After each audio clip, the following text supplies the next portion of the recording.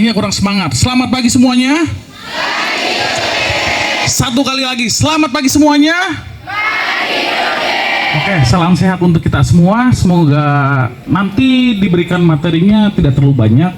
Jadi kalau kalian mau tidur nggak apa-apa tidur. Ini saya izin perkenalkan diri. Nama saya Stefanus Trisanto. Saya mahasiswa juga, mahasiswa dokter spesialis forensik mediko legal dari UGM. Ini nanti saya kemungkinan besar kembali lagi ke MTTS ini, tapi ya seperti yang tadi Pak Ternaris beritahukan bahwa memang saya sendiri pun masih belum tahu nanti penempatannya di mana. Karena di sini saya terkendala dengan keadaan peralatan dan perlengkapan di rumah sakitnya. Begitu nanti di sini saya akan memberikan pengetahuan secara umum saja tentang apa yang disebut dengan bullying, kemudian apalagi tentang pelecehan seksual, dan satunya lagi yang ini tentang pergaulan bebas itu. Karena angka-angka kejadian di dalam tindakan bullying pada pelajar ataupun mahasiswa itu sekarang itu sudah cukup tinggi sekali. Karena kami pun di Fakultas Kedokteran pun angka bullyingnya itu sangat tinggi. Makanya ini oleh pemerintah pusat sedang ditekan angka bullying ini supaya tidak terjadi dampak. Karena dari bullying ini banyak terjadi dampak secara psikis maupun fisik. Jadi mudah-mudahan teman-teman di SMA ini juga tidak ada perilaku bullying itu sendiri. Karena dia cukup luar biasa dampaknya, sampai yang terakhir pun ada yang terjadi bunuh diri. Itu pun di kalangan para dokter. Yang saya harapkan semoga kelak nanti di Suradikara ini tidak ada kasus bullying seperti itu.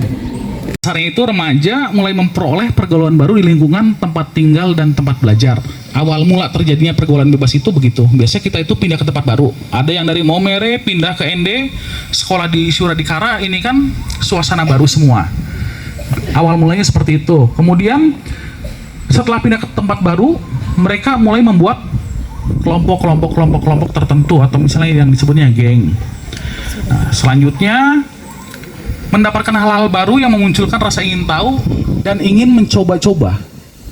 Dalam tanda kutip ya, kalian nanti tidak boleh namanya mencoba-coba hal yang baru. Jadi kalian harus tahu dulu seperti apa baru kalian mencoba hal yang baru. Jangan mencoba-coba. Slide Bapak.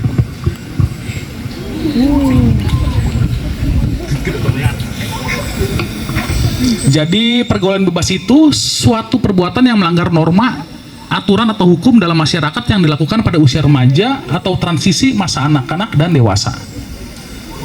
Pada dasarnya itu kita dari anak-anak remaja ingin mencari identitas diri.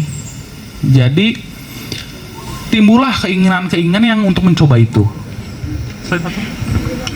Nah, ini kenakalan remaja itu awal mulanya itu dari kenakalan remaja ini yaitu berupa bolos, kemudian membentuk geng, tawuran, perusahaan fasilitas, berpacaran, penyalahgunaan obat-obat terlarang, dan mencuri.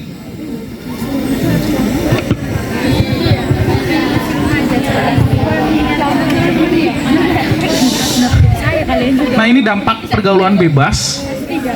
Yang pertama itu dosa, yang kedua itu tidak dapat lepas dari pergaulan, kemudian kecanduan terhadap obat-obat terlarang. Dan yang terjadi itu banyak yang terjadi sekarang itu hamil di luar nikah, kemudian pengguguran kandungan, penyakit menular seksual, kemudian terjerumus ke dalam penjara, kemudian mempermalukan nama baik keluarga, dikucilkan dari lingkungan, menjadi tidak tenang, dan menjadi generasi muda yang rusak atau tidak baik. Biasanya dampaknya itu seperti itu. Kemudian apa?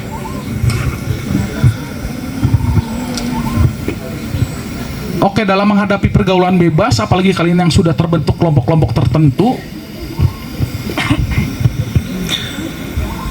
nanti tolong kalian harus berpikir untuk memperbaiki diri untuk menjadi lebih baik lagi. Jadi kalian harus bisa melihat teman-teman sekitar kalian itu seperti apa. Kira-kira memberikan dampak yang baik atau yang buruk bagi kalian semua. Seringnya pasti seperti itu. Panggil namanya siapa, nama aslinya siapa, dipanggilnya siapa. Yang mending kalau dipanggilnya itu secara yang apa, yang bagus begitu kan. Kadang menggunakan nama-nama binatang. Kurang lebih seperti itu. Kemudian fitnah. Biasanya kita sering memfitnah teman. Iya tidak? Aduh. Kemudian celaan. Kita yang hobinya masih mencela-mencela, itu pun termasuk dalam kategori bullying. Kemudian menghina teman, itu pun bullying. Dan yang terakhir, yang paling sedikit agak lebih kasar itu, biasanya itu pernyataan untuk ajakan berperilaku seksual. Atau misalnya itu melecehkan secara seksual, itu biasanya itu paling sering terjadi.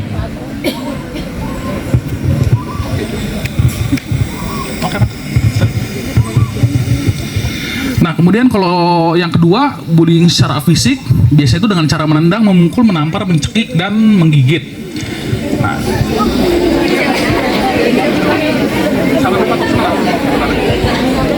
Nah, ini yang bullying secara fisik ini itu banyak terjadi di bagian saya, di bagian forensik. Kenapa? Karena ada bentuk hasil kekerasannya. Ibaratnya kan ini terjadi seperti apa, memar, kemudian luka robek. Itu saya banyak tangani itu dulu kasus-kasus seperti ini, karena ini kasus ini beranjak menjadi kasus kriminal. Oke, slide button.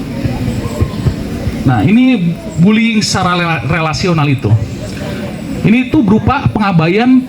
Kita mulai ya. Nah, ini untuk yang pertama. Di sini saya akan menjelaskan tentang kasus bullying. Ini ada contoh kasusnya, di mana terjadi dua kasus. Yang pertama di SMA 82 Jakarta, dan yang kedua itu kasus bullying di SMA 46 Jakarta. Jadi kronologisnya pada SMA 82 Jakarta, seorang siswa kelas 1 bernama Ade hendak mengambil catatan geografinya yang tertinggal di kelas. Namun ia melewati koridor khusus untuk anak kelas 3 yang dinamakan koridor Gaza, mereka sebutnya itu. Selain dipukuli dan ditendang oleh sekitar 30 siswa, ia juga terpaksa dibawa ke rumah sakit karena mengalami luka cukup parah. Pernah tidak terjadi di sini? Tidak. Bagus kalau tidak. Tidak, kan barangkali depan kan ada koridor kan? Barangkali kalian ada geng-geng begitu, ada temannya lewat, kemudian kalian merasa diri tidak suka, akhirnya kalian cemooh atau kalian pukuli. Pernah seperti itu? Bagus.